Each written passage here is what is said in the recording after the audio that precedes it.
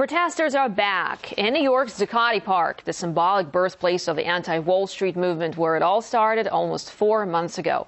Barricades have been in place since mid-November, when the occupiers were evicted in a night raid by police. But now that the barriers are gone, the protesters are determined to stay, as our Anastasia Churkina reports.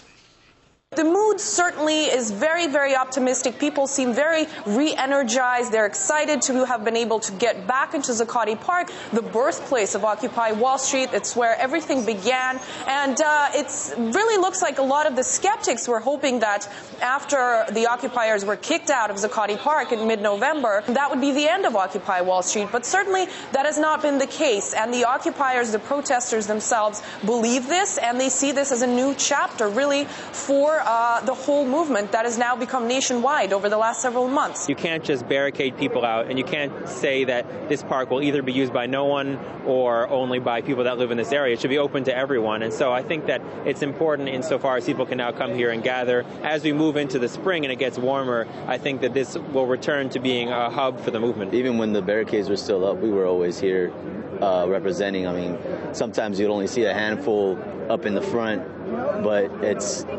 we've always been here. One of the main rules, the new rules for the Occupy Wall Street movement here in New York City, is that they cannot have tents or sleeping bags back into Zuccotti Park. And that was, of course, a large part of them being able to stay out there for months and protest and demonstrate and essentially bring attention to their movement. These days, that's something that's not allowed. They can technically sleep there, but that's certainly something they can't really do. And that really impacts the number of people there today and in the days to follow, because not many people are, able to sleep standing up. It's very important that critics this entire time were saying no way will Occupy Wall Street be able to last until December. They were really hoping that after the eviction, the protesters would not come back. But people have been gathering, not necessarily in this park, but in other locations, indoors, and they continue certainly to do so, with this place kind of returning as the main headquarters for the occupiers here in New York City.